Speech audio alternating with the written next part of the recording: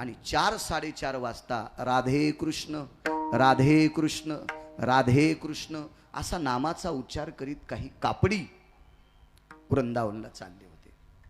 ती लगबगीनं बाहेर आली. प्रधानजी, जी साहिबा. बाबाजी ती राणी होती, मुघलांची बायको. मुघलांची बायको 6 पैकी एका पातशाहीची पत्नी होती. प्रचंड श्रीमंत होती ती, मुघलांची राणी होती ती. तिचं नशीब इतकं गोड होतं, तिचा प्रधान हिंदू होता. आणि बुद्धिवादी लोक चांगल्या माणसांना सोबत ठेवित असतात, इतकं मात्र लक्षात ठेवा. हो. माऊली महावैष्णव आणि नामदेवराय ज्या वेळेला तीर्थयात्रेला गेले, तीर्थावळीचं प्रकरण वाचा ना, तर त्या तीर्थयात्रेमध्ये एका मुस्लिम राजानं गाय कापली होती आणि ती ही जिवंत करून द्या. त्या मुस्लिम राजाचा भरतबुवा प्रधान होता, चारुकीर्ती नावाचा प्रधान. तोही हिंदूच होता. राजा मुसलमान आहे पण प्रधान मात्र हिंदूच आहे. त्याचं नाव आहे चारुकीर्ती. ह्या प्रधानाचं नाव सांगत नाही, तुम्ही घरी गेल्यावर पान इचकांते 3x6चं डपडं. तुम्ही लोकांना चॅटिंग करीला इचकेतात, तुला वाढदिवसाच्या शुभेच्छा. सकाळी त्याला बायकोनं लाल होस्तर हाणलंय आणि त्याला वाढदिवसाच्या शुभेच्छा दे. तू सुंबळ्या, तू रूम न्यान हानीन. कशाला कोणाच्या घरचं लोन घे तू फुकट आहे. उघडा ते उघडा टप्पर, त्याच्यात तुम्हाला सापडेल. हिंदू प्रधान. प्रधानजी बोली राणी साहिबा. मोठी व्यक्ती होती ती. मुजरा केला. हे कौन लोग हैं, कौन काफिर हैं? साहिबा, ये हमारे हिंदू के लोग आए. बोले तो कापड़ी है, वृंदावन जा रहे हैं. काय के वास्ते? आता ती राणी होती. आओ जास्त बिड्या त्याच्या खिशात येत का? त्यो आयटीन चल तू. म्हणलं इतका काऊन आयटीत चालायला? इळभर कोण्या दुकानावर जायचं काम नाही त्याला. इतका फुगीरपणा, बिड्याचा कट्टा खिशात असला तो इतका टेकीत. आणि एक जण म्हणलं असं काऊन पंजाब चालायला? काय नाही म्हणलं, त्यानं मला चुना मागितला होता. अरे बापरे. म्हणजे ज्याला चुना मागलाय, काय काय हो चुना लाव्या. इतका फुगला तू. महाराज, ती सोन्याच्या अंबारीत बसलेली बाई होती. एका प्रांतातल्या राजाची पत्नी होती. ती सुद्धा राणी होती, मुस्लिम होती. पण काय करायचं आपल्याला कोणाच्या जातीवर? आपलं दुरुस्त करा. लोकांचे कुपट्या कशाला पेटवायच्या? आपलं दुरुस्त करा. आपल्यातले नालायक शोधानं करणे पाखांड खंडन, हेची आम्हा करणे काम. बीज वाढवावे नाम. बरेच लोक घरच्या पैशाच्या साबणा आणायचे आणि दुसऱ्याचे कपडे कुचित बसतू. आणि मग म्हणला लयच मळ निघला, पी आता. तुला कोण सांगितलं नालाय का दुसऱ्याचे कपडे धुवाला? विठाला विठाला.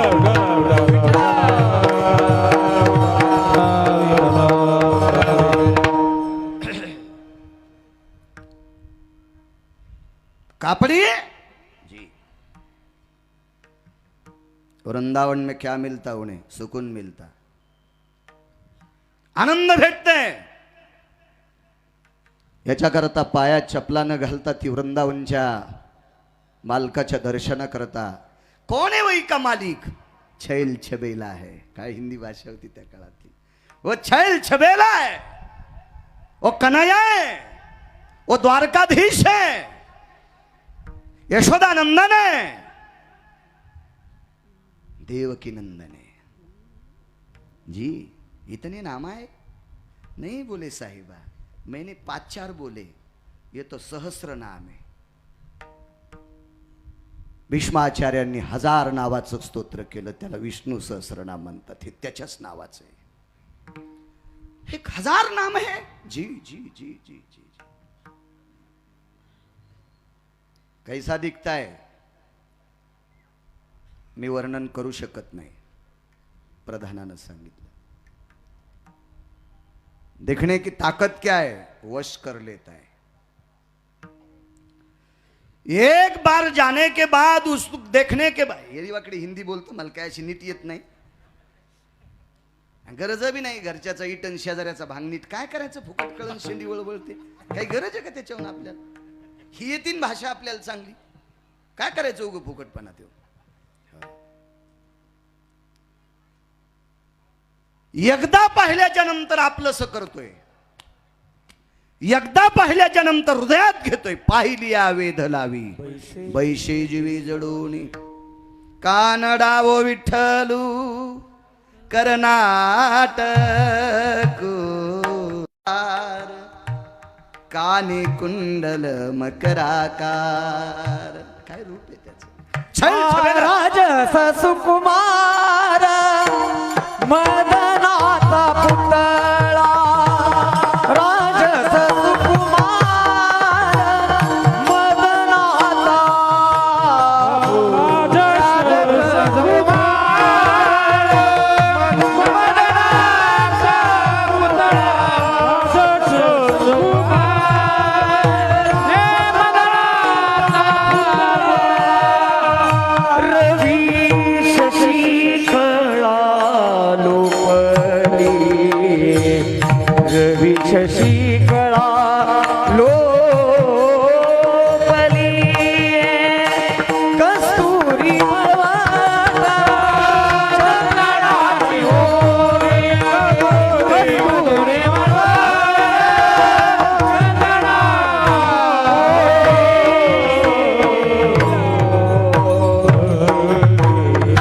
असा दिसतोय तो, असा दिसतोय. 1800 पूर्वीचा काळ आहे बाबा, जो 1800 पूर्वीचा काळ ऐसा है. चलो ताफा घुमाइए, फिरवा आपला ताफा. पण प्रधान फार हुशार होता. त्यांनीच सांगितलं, राणी साहेबा सुनिये, तुमच्या पायाची शपथ घेऊन सांगतो, तुम्ही त्याला पाहूच नका. हे हिंदू आहे आणि ती राणी मुसलमानाची आहे. हो, पाहू नका, तुमच्या पायाची शपथ घेतोय, तुम्ही बघू नका. क्यों नहीं देखने का, ये वश कर लेता है, बोले आकर्षित कर लेता है. एक बार देखने के बाद माणसाला दुसरं पाहावंच वाटत नाही, इतकी त्याच्या चेहऱ्यातली पावर आहे, ताकद आहे. मग तर म्हणली मुद्दाम पाहाचो.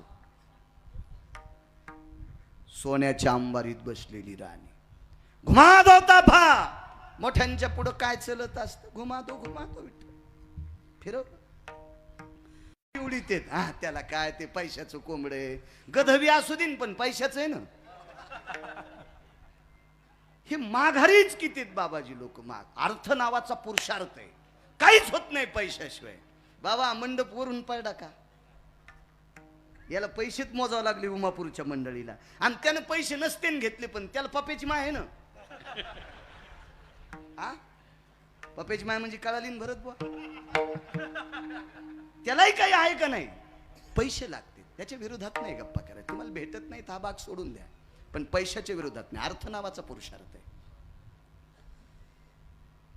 बुवा. पिंडावर जर रुपये नाही ठेवला तर पिंड समर्पित होतो का. लाल टोपी आहे ना तुम्हाला.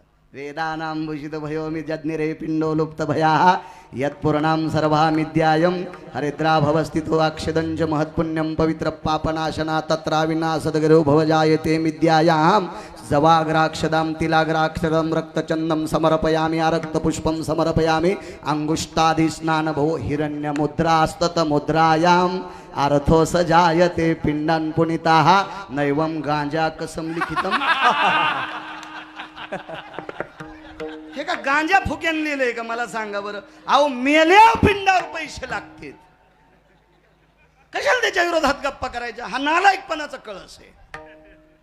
महाराज मुघलांची पत्नी आहे बाबा, पण श्रीमंत राजाची बायको आहे. पाय गाड्या टाकल्या लोकांना हत्तीला बाबा, हत्ती त्याच्याहून अंगीकार ज्यांचा सांगतोय. देवानं स्वीकार केला की राजे पुन्हा तळमळ करायचंच काम नाही, काहीच ताण घ्यायचं नाही देवानं. मी तुम्हाला एक सांगू का, ज्या बाईचा नवरा शिस्तीत येत असतोय तिनं उगा येडेवानी करायचंच नाही. एक बाई एका बाईला म्हणत होती, बाई तो नवरा घोंगडीवानी दिसत. एक बाई एका बाईला म्हणत होती, तो नवरा कसा घोंगडीवानी दिसत. 5-6 महिने तिने ऐकलं. शहाणी होती न ती, अति शहाणी नव्हती ती, नुसती शहाणी होती. 6 महिन्याच्या नंतर ती थोडीशी म्हणली, बाई माझा नवरा घोंगडीसारखा दिसू द्या, पण दिवस माळायच्या आधी पिशी घेऊन घरी येतो. तो सिनेमात नाचायच्या सारखा आहे, पण संध्याकाळी पोरं बस स्टँडवर उचलून आणतात, कोण्या मुतारीपाशी झोपलेला आहे. आपल्यावर इतका काय करायचं त्याच्या रंगारूपावून, पण तो मानतोय ना, मालक हेनतो, त्यानं स्वीकारलाय ना कुटुंबाचा व्याप. तसा जगाचा बाप जर आपल्याला मदत म्हणत असेल तर मधल्या गहिल्या गुंग्यानं कशाला डोकं लावायचं ना, ऐकायचं सुद्धा नाही, ऐकायचं सुद्धा नाही. पाय घड्या टाकल्या. काय कामे रानी साहिबा, ये छैल छबेला कोई तो भगवान है, ये सब लोग आते उनको देखने के वास्ते आ रही है जी. पूजा पाठ चालू आहे, आटपल्याच्या नंतर बघा. पण तिनं स्वतःकडे बघितलं बाबाजी की तिथं आलेल्या प्रत्येक महिलेचा पोशाख वेगळा होता आणि हिचा सगळ्यात वेगळा होता. बाबा मग आपण वेगळ्या पोशाखातली व्यक्ती एकटीची थालूत, आता नेमकं काय करायचं. पण चला आजच्या दिवस बघून घेऊ. आणि द्वारकेला वृंदावनला पडदा हटवायची पद्धत आहे. देवाला शृंगार करतात आणि पडदा असा बाजूला केला की प्रसन्नपणाने लोक देवाला बघतात, कारण ते रूप सजवतात, तसं देवाला सजवतात. आपल्याकडे बऱ्याच प्रथा आहेत. गोड गोड नारळ खाली फोडायचं आणि नारळाचं पाणी मारुतीच्या मुंडक्यावर टाकायचं. लय प्रथा आहेत ना आपल्याकडे. लय किती महाराज मेल्यावर सुधरतेन तर सुधरू लोक. पहिली गोळी मला घाला, पेढा आणतेन खाली ठुतेन, अर्धा देवाच्या तोंडात घालतेन, हे घरी गेला की देवाच्या तोंडात मुंग्या. वा वा वा, तुकाराम महाराजाचा चुलताची सुंबळ्या तू तुझ्या हातानं घरचे कदरलीन, मारुती पेढा खाला रिकामा आहे तुझ्या हातानं. काय काय करते या उरलेला पेढा पुन्हा मागून भिताडायला चिटकी, त्यात देव मागून खातू का महाराज. ज्ञानोबराय तुकोबरायच्या राज्यातली लोक जर अशी येडपटवाणी वागत असतील तर काय काय घ्या लोकांना, काय द्या लोकांना. चला काय गुत्त घेतलं एकट्याच बाळ्यानं. पडदा हटवला. महाराज त्या देवाला बघण्यासाठी माणसं इतकी पागल झाली. भक्तांनी मुघलांची राणी तुडवली, राणी तुडवली, अण्णा राणी तुडवली. बुवा तिला दुःख नाही झालं, तिच्या डोळ्यातून घळा घळा घळा घळा मुसलमानांची राणी, तिच्या डोळ्यातून पाणी आलं. या छैल छवेले भगवंताच्या भक्तांनी मला तुडून विजा नाही केल्या. माझ्यातला अहंकार बाजूला काढला, माझ्यातला अहंकार बाजूला काढला. एक मन माहिती आहे का तुम्हाला, हळू न बोला, भेतडाला कान असते, अशी मन होती आपल्या बाबा लहानपणी. हळू न बोला, भिंतीला कान असते. हे कान लगेच मुघल राजाकडे गेले आणि राजानं पत्र पाठवलं, राणी साहेबा आपण कुठात? वृंदावन मध्ये आहे. कशा करता गेल्या? मी आता याचीच झाले, वरिले सावळे तू ना इकडची ना तिकडची होशील. कोणाची बायको ती? मुघल सरकार मुसलमानाची पत्नी. आणि तू जर तिकडे गेलीस तर ते स्वीकारायचे नाही आणि मी तुला स्वीकारणार नाही. काय खासीन? मैं तो जोगन बन के रहूंगी. काय वाणी आहे बाबा. जोगन म्हणजे भिकारी. कशी भिकारी? आपल्या संप्रदायात सुद्धा सांगितलं, होईन भिकारी पंढरीचा वार करी. ज्याच्या अंतकरणातले 6 बाजूला गेले, रिकामा हृदय, रिकामा पात्र आहे, त्या पात्रात जगाच्या मालकाला बसायला जागा आहे. अशी मी जोगन बनून राहीन. प्रधानाला विचारलं, प्रधानजी पोशाख की व्यवस्था करिये. 1 घंटा विचार करीत होतो प्रधान, आता हिला पोशाख कोणता आणावा. तर या पवित्र भारत देशात एक वारकरी व्यक्ती होऊन गेली, तिचं नाव आहे मीराबाई, जिच्या बापाकडे 12,000 एकर जमीन होती. 12,000 एकर जमीन. आणि तेवढ्या श्रीमंताची पोरगी पंढरपुरातल्या मालकाची, द्वारकाधीशाची वारकरी होती, भक्त होती. ती घागरा घालीत होती. हो, मीराबाईचा ओरिजिनल जर फोटो पाहिला तर पाठ आणि डोकं उघडं दिसलेला फोटोच नाही. आणि एखाद्यानं जर पदर पडलेला काढा असेल तर चित्रकार पेलेला होता असं समजायचं. विठाला विठाला. आणि तो घागरा घेतला तिनं. 2.5 महिन्याची साधना आहे. 1800 पूर्वीचा काळ आहे. चांगला इतिहास वाचीचा, देव तुमचं चांगलं करेल. हा संप्रदाय किती मोठा आहे. हा वारकरी सनातन संप्रदाय किती मोठा आहे. या संप्रदायाच्या देवता किती मोठ्या आहेत, याचं मला मूर्तिमंत प्रकरण सांगायचं. आणि दुसरी गोष्ट, अभंगाचं मूळ गाभ आहे. देवानं स्वीकार केला की काम संपते. 2 आपण किती मोठ्या संप्रदायातले. हे सांगायचं तुम्हाला. आणि देवानं स्वीकार केल्याच्या नंतर मग पुन्हा कोणाची गरज नाही हेही सांगायचंय.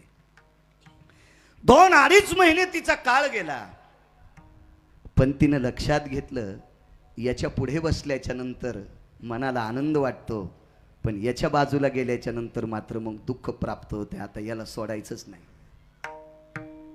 ती मुघलांची राणी असल्यामुळं तिथल्या सगळ्या सनातनी लोकांना विनंती केली, माझी एकच इच्छा आहे, याच्यातला सुटेपर्यंत पडदा बंद करू नका. देवाचा पडदा जेवायच्या वेळेला बंद करणं वगैरे वगैरे असा नियम होता, पण तिनं सांगितलं याच्यातला बाजूला जाऊस तर म्हणजे आत्मा, तोपर्यंत पडदा बाजूला करू नका. आणि बाबाजी पाहात पाहात पाहात पाहात पाहात तिने आपला प्राण सोडला. आज तिची समाधी आहे वृंदावनला. एक सोपा मुद्दा सांगू का, तुम्हाला राग येऊ देऊ नका म्हणून माझ्यावर घेतो.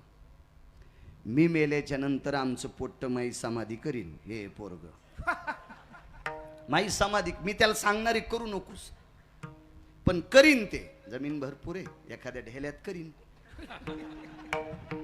करीन एखाद्या ढेल्याचं समाधी. पण कालांतरानं 5व्या-6व्या पिढीला जर ते समाधीवालं ढेलं आमच्या खापरपंतून जर दुसऱ्याला इकलं तर ते मै समाधी ठेवीन का?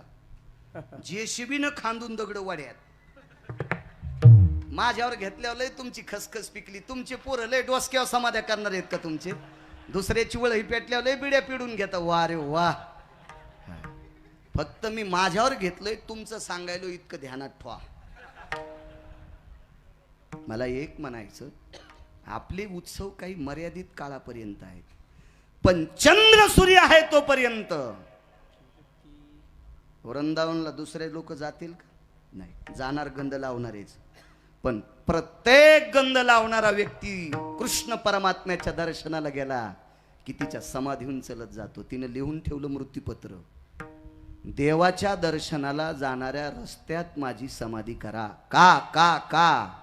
कारण या छैल छवेल्या कृष्ण कन्हैयाच्या दर्शना करता येणाऱ्या पवित्र कापडी असो आणि महाराष्ट्रातला गेला की वारकरी असो, या वारकऱ्याची पायाची माती माझ्या अंगाला लागावा. चंद्र सूर्य आहेपर्यंत तुला ते सन्मान प्राप्त होते. कोण मोडू शकतं भरतबुवा ही परंपरा? नाही. का? तिला पंढरपुरातल्या मालकानं आपलंसं केलंय. मुघलांची पत्नी आहे, यवनांची राणी आहे, पण देवानं स्वीकार केल्याच्या नंतर जगातली कुठलीही शक्ती तिला बाजूला करत नाही. याचं एकमेव कारण आहे त्या विश्वाच्या मालकानं आपलंसं केलंय, म्हणून मालक म्हणतात अंगीकार ज्याचा केला नारायणे, अंगीकार ज्याचा केला नारायणे, अंगीकार ज्याचा केला नारायणे, अंगीकार ज्याचा केला नारायणे, अंगीकार ज्याचा केला नारायणे, अंगीकार ज्याचा केला नारायणे, अंगीकार ज्याचा केला नारायणे, अंगीकार ज्याचा केला नारायणे.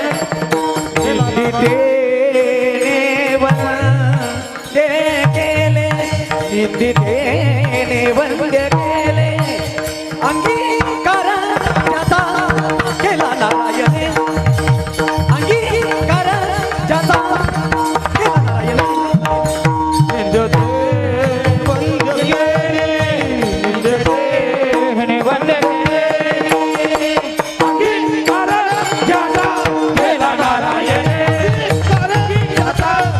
नारायणे.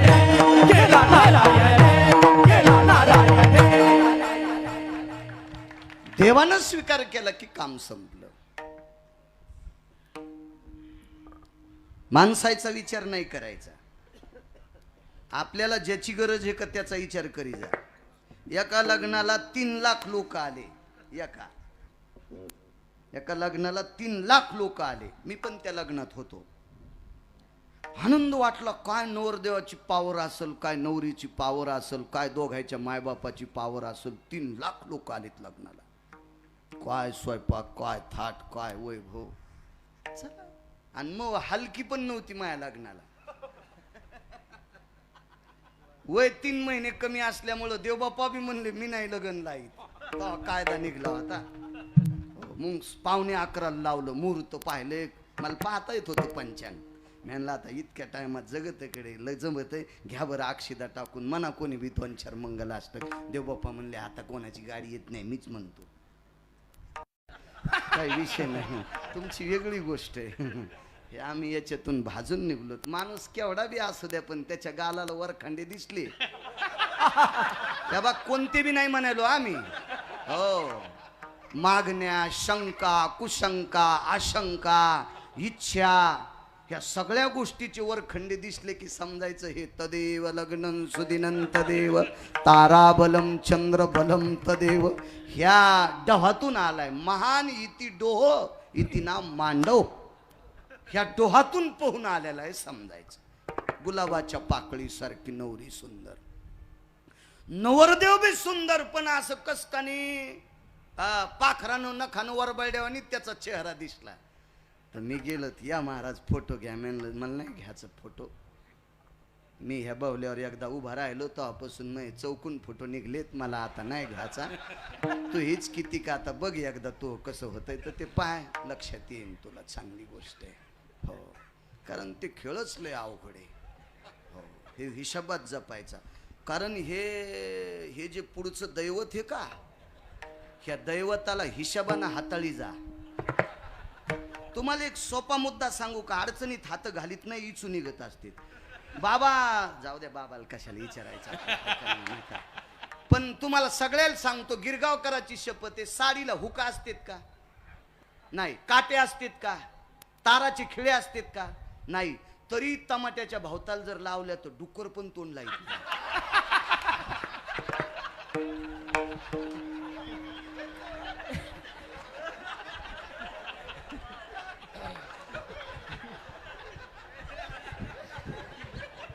बाबा ज्यायचं त्यायचं बोललं की खसखस पिकती बरं, त्या ह्याच्यासारखं व्हावं लागत. नाही तर आधी चिंतन सांगितल्यावर जसे सकलादी बाबाला कापायला न्यायचे असे बसले होते. विठाला विठाला.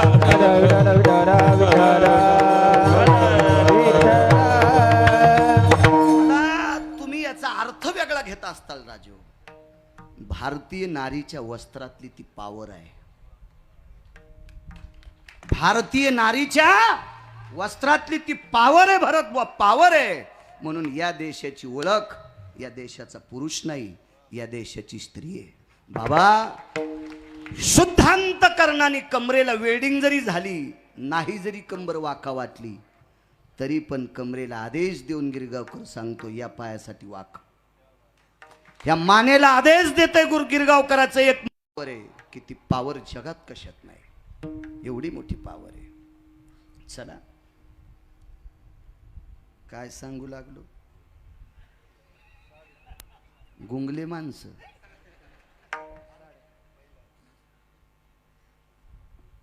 काहीच मिळ नाही तुम्हाला कशाचाच. हा, लग्नाला गेलो, त्या नवरदेवाला म्हणलं मला काय फोटो काढायचा नाही. हळूच कानात म्हणलं तो चेहरा कसा असा वरखंडल्यावानी झाला.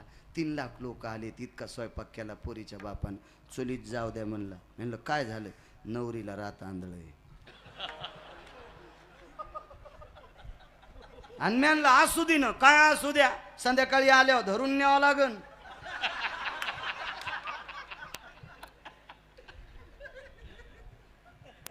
तुम्हाला एक सांगू का? प्रपंचातलं जे साध्य आहे, तुम्हाला जितकं पोषक आवडतं का, जितके प्रपंचातले साधन पोषक आवडतात का, तितकं पोषक साधन साध्य काय असेल तर जगाचा बाप आहे. ते मात्र आवडला पाहिजे तुम्हाला. संसारातले कशा चांगल्या गोष्टी आवडतात, तितका देव आवडावा, तितका देव आवडावा. चला, आवडंबरीचं नृत्य करणारी बाई, आवडंबरीचं नृत्य. आपल्या संप्रदायात बाईचं नृत्य मान्य नाही. नाही नाही नाही. पैशावाल्याच्या बायका वरातीत नाचायल्यात हा भाग सोडून द्या, कारण त्यांच्याकडे पैसेच पापाचे, त्याच्याकरता त्यांच्या बायका नाचतात. नाचू द्या, नाचू द्या, नाचू द्या. ह्या कीर्तनात बसण्याच्या लायकीच्या नाहीत. वाटोळी विठाला. माझ्या माईंनो माफ करा, या देशातली महाराष्ट्राच्या मातीतली स्त्री पदन्यास करणं चूक सांगितलं. भागवतात सुद्धा नाचायचं नाही, रामायणात सुद्धा नाचायचं नाही, शिवपुराणात सुद्धा नाचायचं नाही. कारण या देशातल्या स्त्रीचा पदन्यास म्हणजे नाचणं, सत्पुरुषानं पाहणं याच्यासाठी घातक असतं. बाबा एक खाली येऊन सांगतो, तुमच्या पुढे बोलू नये, पण मी वाचून बोलणारा व्यक्ती आहे. या देशातली कळवातीन स्टेजवर नृत्य करत असताना तिचा पदर पडतो का हे मला माहीत नाही, पण स्टेजवर सुरुवातीला आल्याच्या नंतर ती पदर पडू देत नव्हती.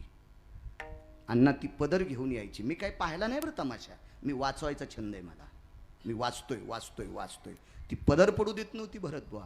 तर तिला एका अधिकारी व्यक्तीनं प्रश्न केला, तू नृत्य करत असताना खूप नाचते, तुझा पदरही इकडं तिकडं जातो, पण आल्या आल्या स्टेजवर तुझा पदर का पडत नाही विठ्ठल, असं तिला विचारलं. तर तिच्या डोळ्यातून पाणी आलं आणि तिने एकच सांगितलं, आदा कदा तमाशा न पाहणारा एखादा सात्विक एखाद्या नालायकाच्या सोबत जर अचानक तमाशात आला तर त्या पवित्र व्यक्तीचा अपमान नकोय म्हणून त्याला मुजरा करण्यासाठी, आणि त्या पवित्र व्यक्तीला मुजरा करण्यासाठी मी सुरुवातीला पदर घेऊन येते. या भारत देशातल्या कळवातनीची ही परंपरा आहे, या भारत देशातल्या नृत्य करणाऱ्या बाईची ही परंपरा आहे. तर भागवत ऐकणारी किती गोड असावा याचा विचार करा. विठाला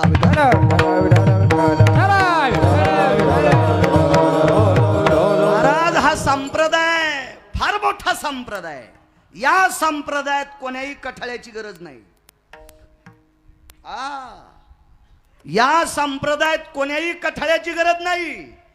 40 वर्ष चुकीचं पाणी पिलं, 41व्या वर्षी पंढरपूरला गेला, चंद्रभागेचं स्नान घेतलं, पुंडलिक रायाचं दर्शन गेलं, आणि घाटावरनं वरी जात असताना एक जणाच्या दंडात माळा अडकिलेल्या होत्या. कमरेच्या गुढ्यातले आठाने काढे, 50 पैसे काढे आणि त्याला देऊन टाकले, आणि त्याच्याकडनं एक माळ घेतली, विटेवरच्या मालकाच्या पायाला लावली, विटेवरच्या मालकिनीच्या पायाला लावली, ती माळ गळ्यात घातली. 18 वर्ष झालं त्या व्यक्तीच्या पुण्यतिथीला 20,000 लोक जेवतात. मी त्याच्यातल्या 3 पुण्यतिथीचा साक्षीदार मी आहे बाबा. तिथं 3 कीर्तनं मी केले. 20,000 लोक दरवर्षी पुण्यतिथीला जेवतात, आणि त्या व्यक्तीनं 40 वर्ष रंगारंगाचं चुकीचं पाणी पिलं.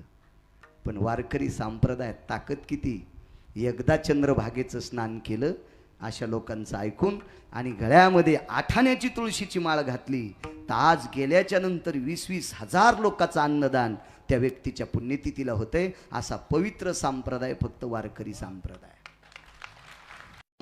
माणसं आहेत. माझ्या माईंनो, तुमच्या चपलाला स्पर्श करून तुम्हाला प्रणाम करतोय.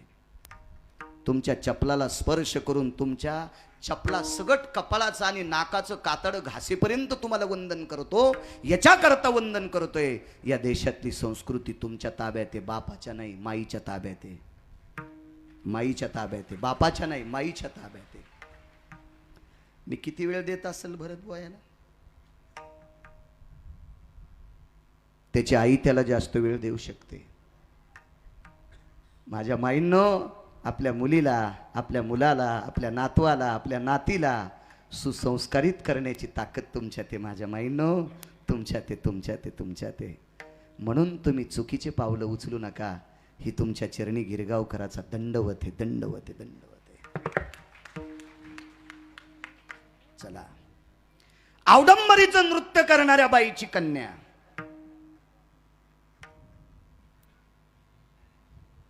एका जंगलात चाल लावा. प्रमाण सोडण्याच्या नंतर अर्थदृष्टी ठेवून चाल लावायची. विठाला विठाला विठाला.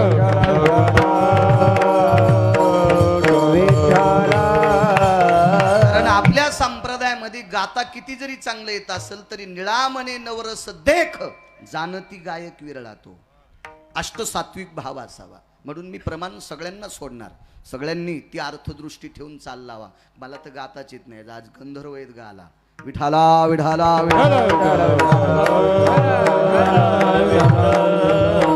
ज्ञानोबारायची भेट झाली. ज्ञानोबारायचा पुरुषार्थ भक्तीचा पाहला. सूर्याच्या प्रकाशाला लाजवील इतकं तेज होतं. महाराज, चांगल्या चांगल्या पैशावाल्याला नाचवायची ताकद जिच्यात होती, वाकवायची ताकद जिच्यात होती, ती फक्त ज्ञानोबारायच्या पुढे वाकली. दंडवत केला, वाकणे म्हणजे दंडवत केला. आणि ज्ञानोबाराय होते महाराज. माय कोण आपण? मी वारांगणेची कन्या आहे. वा वा वा वा वा. काय काम आहे माय? काही नाही. कल्याण होईल असा मार्ग सांगा. जाय पंढरपूरला. आणि बाबाजी ज्ञानोबरायचं ऐकून कान्होपात्रा आईसाहेब पंढरपूरला आल्या आणि मालकाचे पाय धरले. किती वेळ धरले नाना? शेवटच्या श्वासापर्यंत धरले. शेवटच्या श्वासापर्यंत. एकच नवस, आठवीन पाय हा माझा नवस, दुसरं काहीच नको. डोळ्याने एकदा त्याला पाहिलं, अंतकरणात रूप घेतलं आणि त्याच्या पायावर डोकं ठेवलं. कायमची संपली. बघ आपली लोक होती तिथं. आपल्या लोकांनी सरक म्हणल्याबरोबर तिला कुठं ऐकू येत होतं? ऐकणारं गेलं विठ्ठल बुवा, आत्माच गेला. ते प्रेत आहे. उचलली आणि खांबाला टेकन दिलं. तिला गरुड पारावर बसायला भेटलं. मेल्या गरुड पाराव. गरुड पाराव. गरुड म्हणजे कोण? विश्वाच्या बापाचा पिये. हे ढवळ्या कपड्यावाल्यांची पिये असतात ना, त्यांना भेटल्याशिवाय मंत्री भेटत नाही. तर हे सगळे मंत्री, सगळे महाराज, सगळे श्रीमंत बटन दाबून कोण्या दिवशी मारायचे? सगळ्याचा बॉस पंढरपुरातला बाप आणि त्याचा मंत्री गरुड महाराज. त्यांचे पिये. गरुडाच्या पुढं कान धरल्याशिवाय, कान धरून या नाचेन गरुड पारी, त्याची अनुमती असल्याशिवाय जगाचा बाप विचारित नाही. आणि त्या पाराला टेकन देऊन बसिले. मेलेली हो, मेलेली. तर्क वितर्क नाना प्रकारचे काढले. कोणाची पोरगी असेल? निकशांती कळाली, कळवातनीची पोरगी. बाप रे म्हणले, कळवातनीची पोरगी देवाच्या पायावर मेली. देवच बाटला. मग गोमूत्रानं धुवा, दुधानं धुवा, मदानं धुवा. आज अजित परमात्मा आहे, ते कुठं बाटत असतो का? त्याचं दर्शन घेतल्यावर बाटके नीट होते. त्याचं दर्शन घेतल्यावर बाटके नीट होते. उचनीच काही नेने भगवंत, बाटके बाटके होका उत्तम चांडाळम, त्याचे पायी माझे कपाळ. बाटके नीट होते. बाटके तो कुठं बाटत असतो का? अनंत शास्त्री नावाचे पुजारी होऊन गेले. प्रभावशाली होते. त्या अनंत शास्त्रींनी सांगितलं, विटेवरचा अनंत जोपर्यंत या अनंताला आदेश देत नाही तोपर्यंत हिचा अंत्यविधी होत नाही. अनंता तुझं मी सांगत असो अनंत, पाहे पाकानो पात्रा पवित्र. ही पवित्र आहे आणि हिची माझ्या उजव्या हाताला अंत्यविधी करा. पैशाची मालकीन डाव्या हाताला, वामांगी रखुमाई लक्ष्मी आई साहेब डाव्या हाताला, भरत बुवा कळवातनीची पोरगी उजव्या हाताला. उजव्या हाताला, उजव्या हाताला. अब्ज शब्द खोटा आहे बाबा, खर्व शब्द खोटा आहे, निखर्व शब्द खोटा आहे, शंख शब्द खोटा आहे. शंख म्हणजे एकावर 19 शून्य, एकावर 19 शून्य दिले म्हणजे शंख. असू द्या शिक्षण मग कमी, काय करायचं तुम्हाला त्याच्यावर. पण एकावर 19 शून्य दिले की शंख. मग पर्व किती, खर्व किती, निखर्व किती, पद्म किती, आरबुज किती. आतापर्यंत कान्होपात्रेचा अंत्यविधी बाबाजी जिथे झाला त्याच्यातून एक तरटीचा वृक्ष निघला. त्या वृक्षाला किती वार करायचा हात लागला असेल? किती वार करायला? पहिला पुरुषार्थ निळोबारायच्या जीवनातला. वळकटी टाकलीन मंदिरात झोपले. रात्री भजन आटपल्याच्या नंतर 2 वाजता रामकृष्ण हरीचा ध्वनी येत होता, पण आवाज बाईचा येत होता. बाईचा. निळोबारायने विचार केला, भजन करणारी बाई कोण असेल ती बाई? भजन करणारी बाई कोण? बाई असेल ती कोण? उठून पाहतात तर सगळं किडी खूप शांत वातावरण आहे. पुन्हा झोपले भरतबुवा. पुन्हा आवाज आला, राम कृष्ण हरी, राम कृष्ण हरी. दुसऱ्यांदा उठले. निळोबाराय, निळोबाराय, निळोबाराय. देवाचे लाडके संत. एक नियम सांगू का? निष्ठावंत वारकरी निळोबारायच्या नंतर कोणाचाही अभंग कीर्तनात घेत नाहीत. निळोबारायच्या नंतर एखाद्यानं ट्रक न लिहिले असते पण ते पप्याच्या माईल सांग, ते कीर्तनात घ्यायच्या लायकीचे नाही, निष्ठावंत. मग आता काही लोकांची निष्ठा संपली, पैशाचा जोर आलाय, ते एखाद्यावर गाण्यावर कीर्तन करायला लावतील. एक जण म्हणला महाराज झकास कीर्तन करा. म्हणलं तुझ्या बायकोची साडी नेसून नाचतो. काय झकास करतो सुंबळ्यान, काय बोलतो तुला पैशाचा जोर आलाय ना, तिकडे उतू जाऊ दे तू हे पैसे. विठाला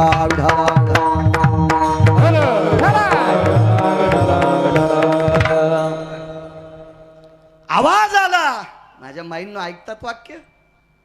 हे माझ्या माईंनो, महाराज तिसऱ्यांदा ज्या वेळेला निळोबराय झोपले त्यावेळेला झाडाच्या बुंथ्यातून एक पाण्याचा थेंब कपाळावर पडला, कपाळावर पडला. हात लावला, श्रद्धेचे अश्रू होते.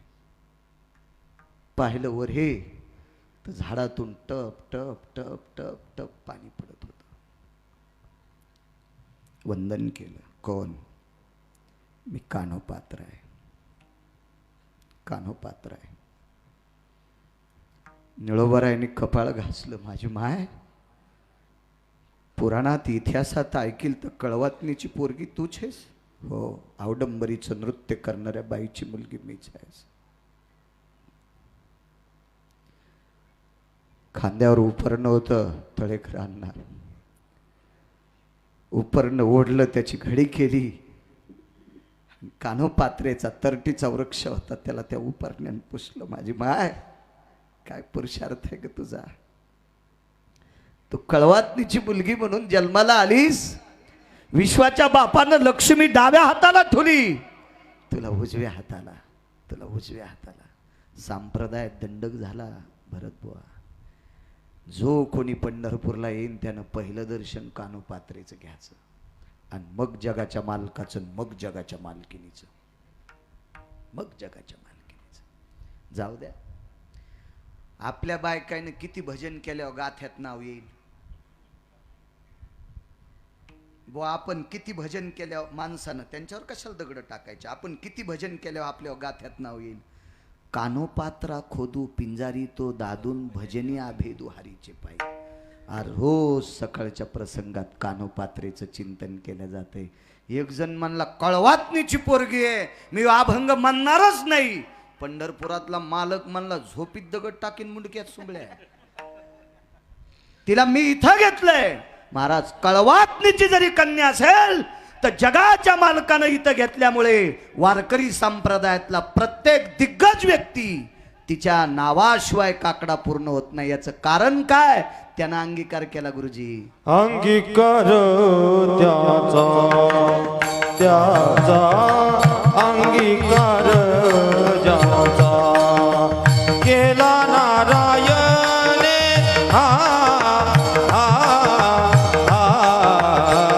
अंगीकार ज्याचा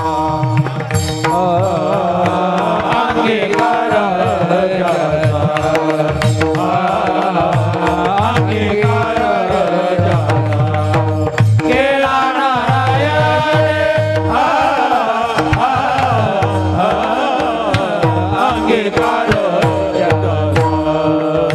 वंद्यते देने वंद्या केली निंद्यते देने वंद्या केली निंद्यते देने वंद्य केली निंद्यते देने वंद्य केली.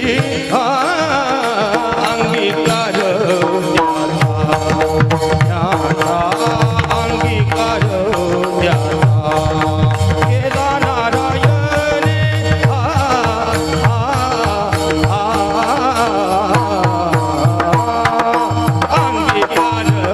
त्याचा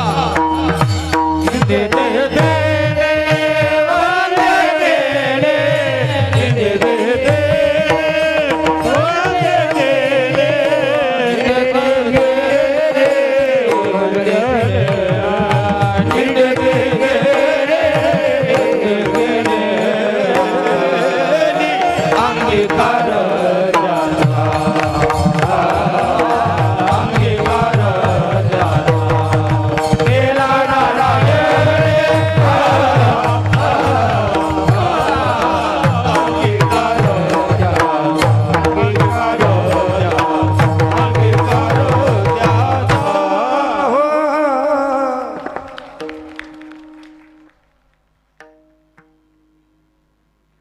एका गावात दुष्काळ पडला बाबा, दुष्काळ. आणि मग 3.5 वर्ष पावसाचा थेंब नाही. आणि शिवार वलांडलं की पाऊस पडला. जरासा पाऊस आला ना थोडासा, यज्ञात भवंती पर्जन्य, हा बरोबर आहे ना, ते शुभतेचं प्रतीक आहे. पण नुकसानकारक पाऊस नाही आला. ही श्री गुरु नगद नारायण बाबांची कृपा आहे.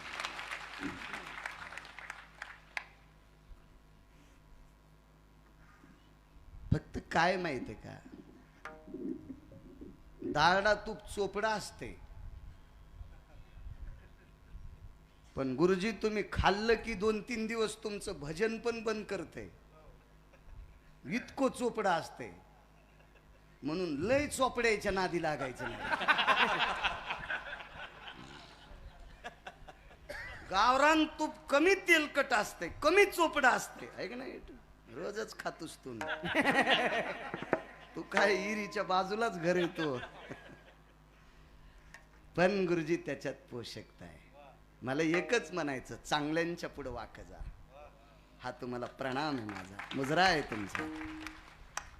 कपाळ घासून प्रणाम करतो चांगल्याचं. एक सांगू का राजेहो, पाणी जर चुकीचं पेलं तर उलटी संडास होईल. तळेकरांना डॉक्टर आहेत शिल्लक, बाबाजी आपल्याला नीट करायला डॉक्टर शिल्लक आहेत.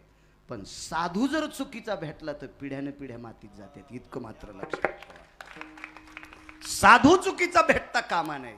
महाराज कळवातनीच्या पोरीला ज्ञानोबाराय भेटले, चंद्र सूर्य तोपर्यंत जिवंत. काय पुरुषार्थ आहे महाराज, साधू भेटावा. 3.5 वर्षाचा दुष्काळ, पाऊसच नाही गावामध्ये. मग तर्क वितर्क, आता पाऊस नसल्यावर यज्ञ होत असतात का? कशात करायचे?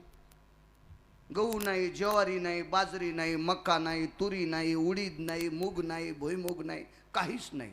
आणि शिवाराच्या बाहेर ज्याची ज्याची शेती आहे का, त्या पिकू लागल्या. नुसती शिववालांली की, पण गावात मात्र पाऊस. एक महात्मा आला त्या गावामध्ये बाबाजींसारखा, आणि महात्म्यानं मारुतीरायचं दर्शन घेतलं तर मारुतीराय रडत होते. डोळे पाझरले मारुतीरायची. पाषाणाची मूर्ती होती पण डोळे पाझरले. कारण आपल्या देवतेमध्ये, संप्रदायामध्ये देवाचा आकार दिल्याच्या नंतर त्याला पाषाण म्हणायचं नाही. एक पुरावा आहे, पाषाण म्हणू नये लिंगा. एकदा पिंड तयार झाली ना, तो दगड नाही, ते भगवान देवादिदेव शिवशंकर आहे. तिथं मात्र आपलं डोक्याचा तर्क वितर्क लावायचा नाही. मारुतीरायाची प्रतिमा आहे ती. जगातल्या भगव्यातला 2 संन्यास सांगितले आपल्याकडे बाबा. हे जे कपडे आहेत हे भीष्माच्या परंपरेतले आहेत, पितामह भीष्माचार्यांच्या परंपरेतले आहेत. आणि हे कपडे, तुमच्या डोक्यावरचा फेटा हा मारुतीरायाच्या परंपरेतला आहे. 2 परंपरा सांगितल्या, एक भगवी आणि एक पांढरी परंपरा. तो दोघही अधिकारी आहेत. महाराज मारुतीरायासारखा संन्यासी होणे नाही आणि भीष्माचार्यासारखा ब्रह्मचारी होणे नाही. विठाला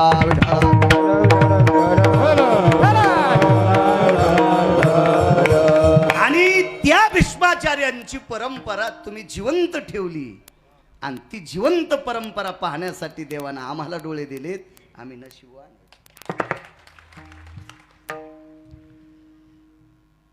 मारुतीरायाचे डोळे भरून आले. त्या साधकाने विचारलं, रुदंतिको भवा, आपण कशा करता रडता?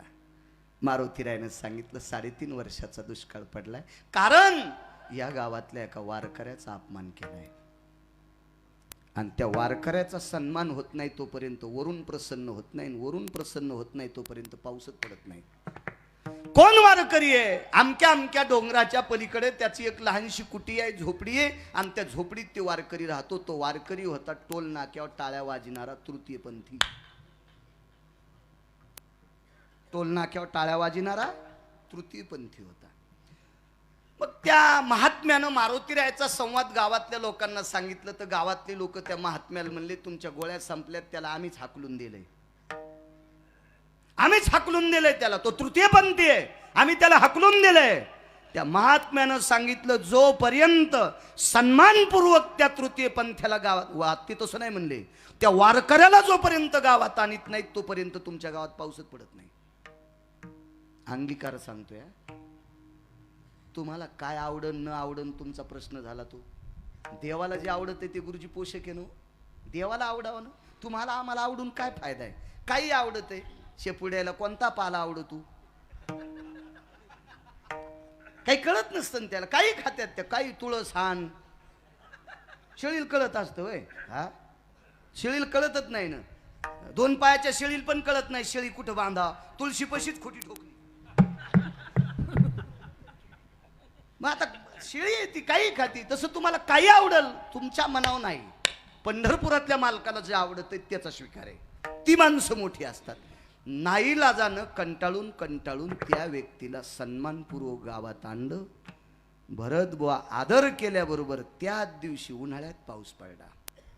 वारकऱ्याची ताकद किती मोठी आहे. चैत्र महिन्याच्या शुद्ध तृतीयाला, मी गेल्या वर्षीच्या सप्त्यात हे प्रकरण सांगितलं होतं. चैत्र महिन्याच्या शुद्ध तृतीयाला पाऊस पाडला. तो गंधमादन नावाच्या वानरानं पाडला होता. चौकून पाणी आहे, पण पाणी खारं आहे आणि खारं पाणी पिता येत नाही. म्हणून विभीषणानं पूजा केली गंधमादनाच्या समाधीची. आणि चैत्र महिन्यातल्या शुद्ध तृतीयाच्या दिवशी अचानक ढग आले समाधीतून. आणि इकडं हा पुरुषार्थ या तृतीय पंथ्याचा. मारुतीरायचं दर्शन घेतलं. सांगितलं, मारुतीराय, गाव माझं नीट झालंय. माझ्या गावातली लेकरं बाळं उपाशी मरू नये, आमच्यावर कृपा करा.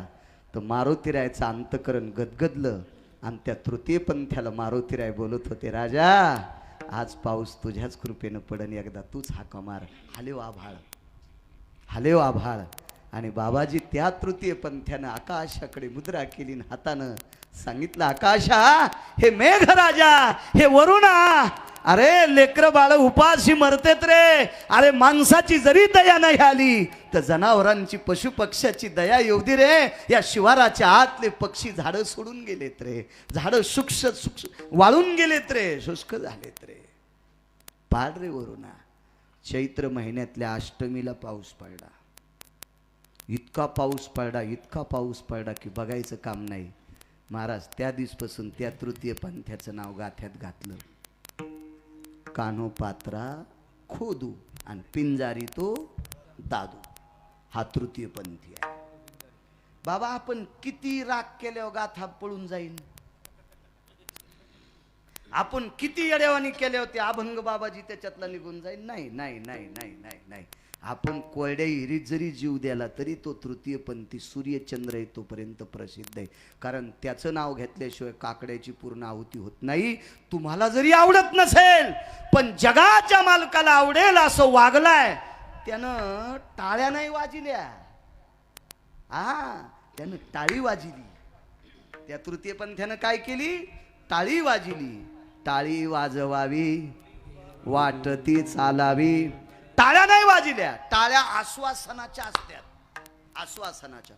तुमच्या गावाला असा रोड करील की त्या रोडवर खसखस वाळू घालता येईल. खसखस कळते का तुम्हाला? अनारशाला येते ती खसखस. असा रोड करील की त्या रोडवर खसखस वाळू घालता येईल. दुसरा म्हणला त्याचं जाऊ द्या, तेल सांडलं तर भरून घेता येईल. असा रोड करतो, असा रोड करतो. आणि दोघं मरुस तर गावात आले नाही पुन्हा. आणि खालच्यानं मनगट दुखूस तर टाळ्या वाजल्या. ह्या आश्वासनाच्या टाळ्या. आणि उद्धाराची असती ती टाळी असती. उद्धाराची असती ती टाळी असती. जीवनभर तुम्ही आम्ही याच्या पलीकडे सांगू झुका गुरुजी, संजू गुरुजी. घरातल्या मायबापानं हकलून दिलेला तृतीय पंथी. पण आज गाथ्यात त्याचं नाव आहे. का? पंढरपुरातल्या मालकानं स्वीकार केला म्हणून. अंगीकार जाता केला नारायण. अंगीकार जाता केला नारायण. अंगीकार जाता केला नारायण. अंगीकार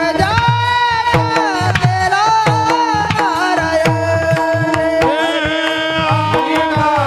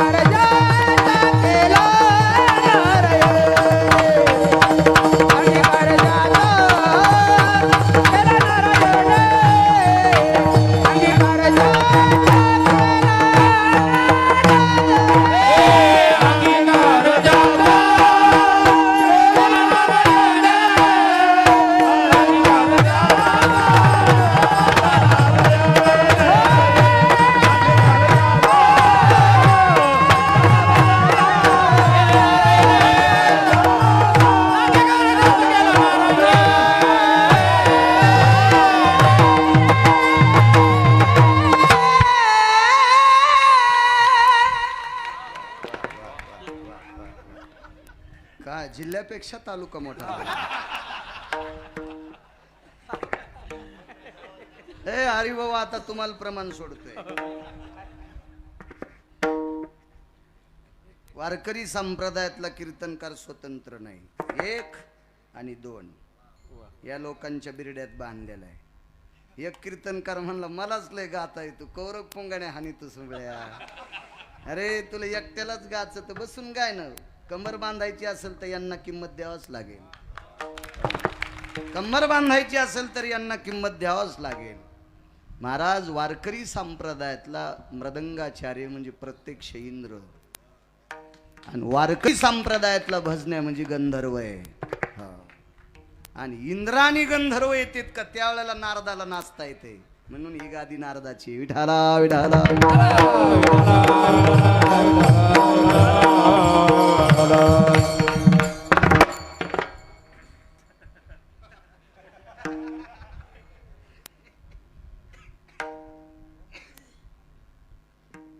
नाही सांगत, जाऊ दे आता.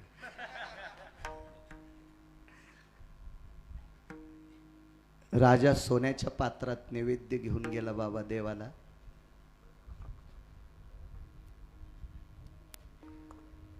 पण राजानं नैवेद्य ठेवल्याच्या नंतर त्याच्यावरलं पात्र काढलं, झाकण काढलं, त्याच्यावर तुळशीची मंजूळ ठेवली आणि मंत्र म्हणायला आम्ही लोक होतो. गुडाय शर्कराय सर्वस्थितो घ्रते यज्जायते तत्रान्मिश्रित भव पुण्यां जठरानलो तृप्तावसायां नैवेद्यं समर्पयामि सदजधजद् निरेभयस्थितं मद्यं सुधा अतो भयजति मदिजति जायं सुधि छन्दाना भयव्याप्तिशं वृष्णिर्भययति छन्दपरा प्रति भवयति सिञ्चन भवे गुडाशर्करा यदसं लुप्तावसवय जठरानलों तृप्तावसवय सर्वप्रिया रसनं प्रियं यच्चायते प्राणमेव च सतं यथा दुर्व्यं भवयति सुगन्धिभयं प्रसादरस्तुं तञ्जायते प्रसादरस्तुं तञ्जायते प्रसादरस्तुं. मंत्रोच्चार करण्यासाठी मोठी मोठी लोक होती. प्रसाद उडा शर्करा नैवेद्य. नैवेद्य ठेवला झोका गुरुजी. पण राजानं नैवेद्य ठेवायच्या अगोदरच देवाचं तोंड भरलेलं. बाबा तोंड भरलेलं. राजा होता तो. पुजारी जी देवाला काल जीव घातल्याच्या नंतर तुम्ही सकाळी स्नान घातलं नाही? हो म्हणले. आंघोळ घातली, पितांबर बदललाय, देवाची कपडे बदलली, देवाला चांगल्या कपड्यानं पुसून काढले. मग काल खाल्लेला भात कस काय जिभेचा तोंडाचा बाजूला सरकला नाही? ओठ कस काय भरके? पुजाऱ्याने विचार केला देवाच्या ओठाला अजून भात? मी तर सकाळी 2 घंगाळभर पाण्यानं उष्णोदक स्नानम समर्पयामी शुद्धोदक स्नानम समर्पयामी सुगंधी द्रव्यम त्याच्यात सगळं टाकून सगळं स्नान घातले, पण भाताचे कण ओठाला कस काय?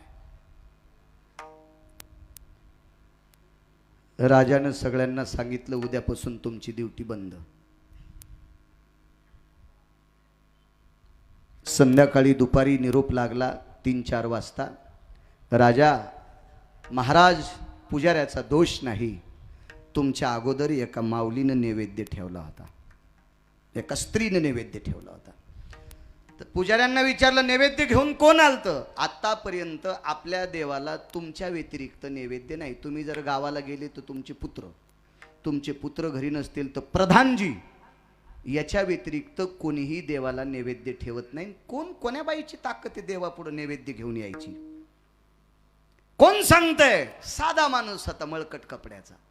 त्यानं सांगितलं ती तुम्हाला दिसत नाही, ती घरूनच जीव घालती, घरूनच जीव घालती. आणि मग निकषांती मुद्द्यावर येतो. अंगीकार ज्यांचा केला नारायणे. 2 मुद्दे सांगतो मग पूर्णविराम. मग मला पुरा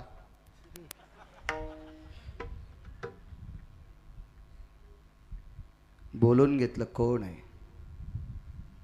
राजाला सांगितलं महाराज विश्वास बसणार नाही, पण आपल्या गावापासून काही अंतरावर एक लहानसं झोपडं आहे. त्या झोपड्यात एक माथारी राहते आणि ती माथारी रोज देवाला भाताचा नैवेद्य देते. खिचडी म्हणून प्रसिद्ध होती. ते खिचडीचा प्रसाद आहे जगन्नाथपुरींच्या मालकांचा. खिचडीचा प्रसाद, खिचडी ती देवाला समर्पित करते. आता मंत्री, महामंत्री, गुमास्ते, प्यादा ही सगळी जी भवतालची होती का, ही सगळी माणसं म्हणले याच्या गोळ्या संपल्यात, हे काही बी बोलतंय, याला हाकलून द्या. ते म्हणला, राजेसाहेब मी तुम्हाला अगोदरच सांगितलं होतं की तुम्हाला विश्वास बसणार नाही, पण त्या बाईचा नैवेद्य खाल्ल्याशिवाय तुमचा सुद्धा नैवेद्य जगन्नाथ भगवान घेतच नाहीत. आता तर त्यानं अशी गोळी सोडून दिली की राजाचा शेंडीतला घाम पायात आलाय. तिचा नैवेद्य खाल्ल्याशिवाय कोणाचाही नैवेद्य देव स्वीकारित नाही. चला आपल्याला बघायचं. सगळेजण म्हणले, काय राजेसाहेब, सोन्याच्या महालात राहणारी माणसं, तुम्ही एका झोपड्यात राहणारी बाईन तिच्याकडे जायचं. राजानं सांगितलं, अरे देवाच्या तोंडाला भाताचे कण होते, पुजाऱ्यानं सांगितलं 3 घंगाळ पाण्यानं स्नान घातलंय, चांगल्या कपड्यानं देवाचा चेहरा पुसलाय, देवाला पुसून काढय, आणि नैवेद्य ठेवायच्या आधी देवाच्या ओठाला खिचडी लागते, याचं सिद्ध हाच आहे आपल्याला. कोण ती बाई आहे? बोलून घेतलं तिला.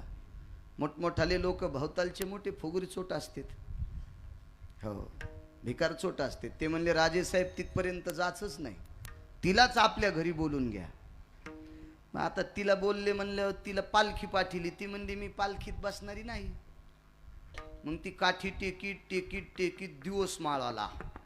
आणि ते म्हणले आता नैवेद्य, म्हणले रातच्या खात नाही, नैवेद्य उद्या सकाळी देव घेईल, आणि आता रात्री मी तुमच्या इथं कुठं नैवेद्य. तर बाबाजी, राजाच्या घरी चूल सोन्याची, भांडे सोन्याचे, सरपण कसं सोन्याचं आणता येईल? राजाच्या मंत्र्यानं गंगेच्या पाण्यात लाकडं बुडून वाळिले. काष्टा पवित्रो शुद्धो स्थितम गंगो दकायाम शुष्क काष्टा स्थितो हो. वाळलेली लाकडं गंगेच्या पाण्यात बुडून वाळवली, आता ती शुद्ध लाकडात सोन्याच्या चुलीत घातली. पण तिनं सांगितलं, बेजार होऊ नका, सोन्याच्या चुलीवरची खिचडी जगन्नाथ भगवान खात नाही. राजा म्हणला, काय अवघडच काम झालं बाईचं, तुझ्या हातची खिचडी खातो हो, माझी खाल्ल्याशिवाय जगात कोणाचाही नैवेद्य घेत नाही. मग कधी? ती म्हणली, त्याच झोपड्यात शिजवावं लागती. राजा म्हणले, शिजून आण. तुमच्या महालात खात नाही, ते तिथंच खातो, तिथंच खातो. नाईलाजानं राजा, गुमास्ता, प्यादा, मंत्री, महामंत्री, सुमंत्री, प्रधान हे सगळे जण त्या झोपड्यात कुठं बसत आहेत. राजाची बायको पैठणी नेसलेली, त्या काळातली मोत्याची झालर, सोन्याचा जर, चांदीचा जर, तिची पैठणी आता इकली तर 2 मोरांड्या इकत भेटतील 36 एकरच्या. एवढी साडी तिच्या अंगावर, पण ती बाई म्हातारीच्या झोपड्यात अशी वाकून, हो त्या काड्या अडकल्या का तिच्या झिपुटीला, हो चट इचारलेलं इचकलं, ते तुंबा बांधलेला ते चट इचकाला तिचा. हो आता इचारण्याच्या लय पद्धती आता बापा, लय इकून कोंबडं, तिकून पाखरू, इकून कावळा, इकून खोपा, लय लय लय पद्धती वेगळ्या. कशा हसत्यात बघा ना.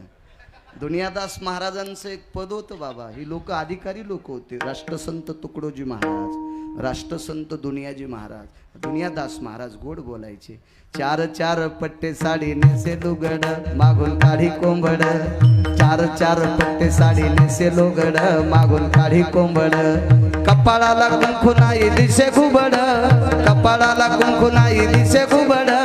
सांग सांग पोरी नान्न लागन का गोड, सांग सांग पोरी नान्न लागन का गोड. हे दुनियादास महाराज म्हणायचे. काय वर्णन केलंय लोकांनी महाराज, किती वर्णन, किती वर्णन. आता कशाला पदर घ्या, आता कुठं उड लागायला तुम्हाला. घेत जा माझ्या माईंनो, पाठ झाकून घेत जा. तुमच्या चप्पलला कपाळ घासेपर्यंत प्रणाम करतो. हा कीर्तनाचा पुरुषार्थ आहे, हा भागवताचा पुरुषार्थ आहे, हा रामायणाचा पुरुषार्थ आहे, हा शिवपुराणाचा पुरुषार्थ आहे. ज्या बाईनं नवऱ्याची इच्छा पूर्ण व्हावी, त्या दिवशी माणूसच प्रांतात मेला नाही, तिनं स्वतःच्या शरीराचं जोहार केलं. त्या शिवभक्ताची पत्नी सुद्धा डोकं भरून पदर घेती. भगवंतानं तिच्या बांगडीची दुसरी बाई तयार केली, पण ती पदर घेत होती. तिचा नवरा दुकानातून साडी आणत होता ना, त्या साडीला दुकानातच पदर होता, घरी आणून लावायचं काम नव्हतं. इतका मोठा पुरुषार्थ होता. चला किती बोलायचं आपण. योग असा आला राणी सुद्धा मध्ये, राजा सुद्धा वाकून मधात, मुकुट पडला हो त्या झोपड्याला अडकून. बाईनं चूल पेटिली, तांदूळ 2-3 बाऱ्या धुतले. तिचे तांदूळ का क्वालिटीचे, काय साधे तांदूळ तिचे, असे धुतले. वरी आलेल्या त्या तुषा काढल्या, पुन्हा 2-3 बाऱ्या पाणी टाकायला बाहेर. मधात टाकीन तर झोपन कुठं, ओलं कसं करीन ती. तिला काय राजासारखा माल थोडाच होता. बेशिंग, तोंड धुवायचं वेगळं, हँडवॉश वेगळं, पुन्हा त्या पेपर साबणा वेगळ्या, पेपर सोप म्हणतात ना त्याला, असं कुठं होतं तिचे, तर काहीच नाही. मधी धुपन वाहड 2-3 लाकडं ओले. राजाच्या बायकोला 3ऱ्याच दिवशी चष्मा बदलावा लागला. इतकी रड. येरी सांगायलो कशाला रडंती. खिचडी आटपली बाबा. खापराच्या ताटात खिचडी घेतली. दारात तुळशी वृंदावन होतं, त्याचे 2 पानं तोडले, त्याच्यावर ते पानं ठेवले आणि जगन्नाथ भगवंताकडे तोंड केलं आणि हात जोडेन डोळे झाकले. देवा, आज खिचडीवर तूप नाही बरं का, आज खिचडीवर तूप नाही, तूप नाही. घरी कुटलेल्या हातसडीच्या तांदळाची खिचडी होती, लाल चरत तांदूळ, त्याला फक्त हळद पण नव्हती. आज नैवेस ती हरिद्रायाम. वैकुंठवासी माधव महाराज मगर सांगायचे हा प्रसंग. हळद सुद्धा नाही, हळदीशिवाय खिचडी होती का देव. मोहरी पाहिजे, जिरे पाहिजे, हळद पाहिजे, चटका द्यायला तेल पाहिजे. नुसतं भगून ते गाडगं गरम केलं आणि पाणी चरकन वाजलं की झाली फोडणी खिचडीची. राणीने विचार केला, महाराज हे सगळं विचित्रपणा दिसतोय. हिच्याकडं तेल नाही, हिच्याकडं हळद नाही, हिच्याकडं मोहरी नाही, हिच्याकडं काहीच नाही. आणि ही खिचडी रंगानं तांदूळ लाल आहे त्याच्याकरता लालसर दिसती. ही खिचडी जगन्नाथ भगवान कसं खातील. आणि त्या खिचडीवर झाकायला कपडा कोणता होता, ती नेसत होती ते लुगडं जुनं झालेलं, ते फाळडं आणि त्याच्यावरला फाळलेल्या पदराचा तुकडा त्याच्यावर झाकला आणि तुळशीचं पान ठेवून नैवेद्य झाकून न्यायची पद्धत असती. हा, उघडा न्यायचा नसतो नैवेद्य, तिथं गेल्यावर उघडा करायचा. आणि देवाला नमस्कार केला आणि त्याच्यावरचा कपडा बाजूला काढा आणि देवाला सांगितलं, देवा आता जेवा. देव कुठं खातो, देव रोज खायचे, त्या खिचडीतले 2-3 खोंगे खायचे. पण आज हे फुगीर लोक बसलेले आहेत ना, त्याच्यामुळं ते खाईनं. फुगीर बसलेले होते आणि त्याच्यामुळं ते खाईनं. तर तिनं पुन्हा एकदा कपडा झाकला आणि देवाला सांगितलं, देवा गरीबाचा अपमान करतोस हो रे नारायणा. हे जगन्नाथा घे रे प्रसाद नारायणा, घे घे, आज गरीबाची परीक्षा आहे. बाबा दारुरकर शास्त्री सांगायचे, कपडा हालत होता, कपडा हालत होता, कपडा. पण तिला लक्षात आलं किती बाऱ्या हल्ला. त्या खापराच्या ताटात कपड्याच्या खालून अशी वंजळ घालायचा आणि खोंगाभर ती खिचडी खायचा. 2-3 बाऱ्या खाऊ दिलं. राणी म्हणली ही जादूगर आहे. प्रधान महामंत्री म्हणले ही जादूगर आहे, हिच्या मनानं कपडा हलवतो.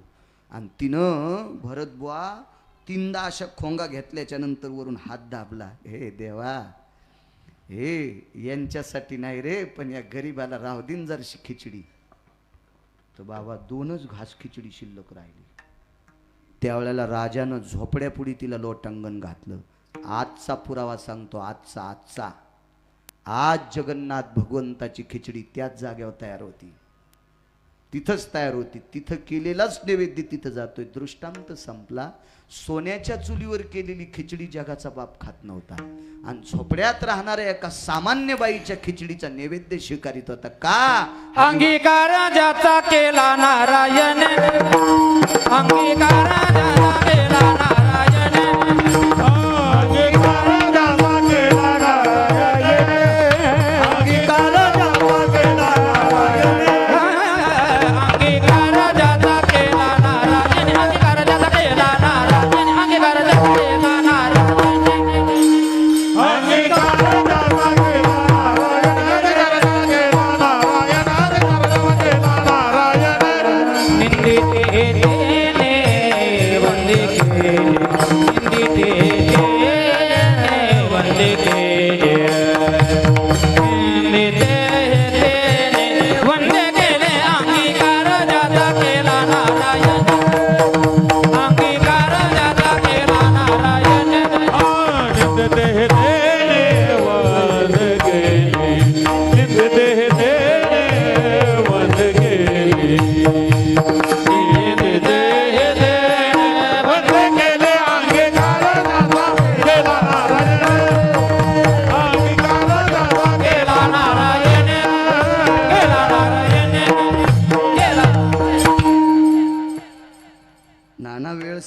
आपला? हा राहिलाय का? वा वा, असा मुक्कदम ओरी भेटू नये. विठाला विठाला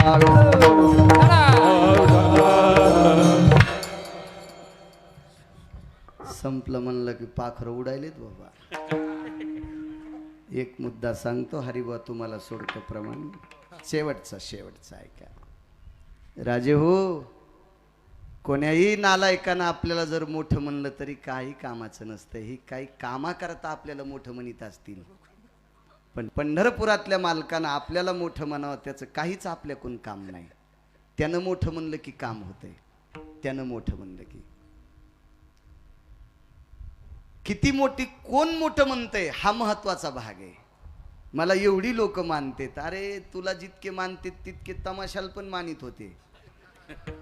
काही ना 150 एकर फुकल्यात त्या घुंगरायच्या नादानं. काय तुला मानणं म्हणजे लय मोठी गोष्ट आहे का? ज्याला देव मानतोय ते मोठे महात्मे सांगायचे आळंदीचे.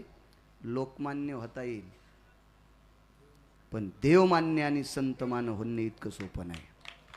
लोकमान्य कोणाला होता येते, कोणाला होता येते, कोणाला होता येते, कोणाला होता येते. एखादी कला असली की ती लोकमान्य होते, पण संतमान्य आणि देवमान्य होण्यासाठी निष्ठावंत वारकरी संप्रदायातला व्हावा लागेल, तर मात्र देवमान्य होता येते.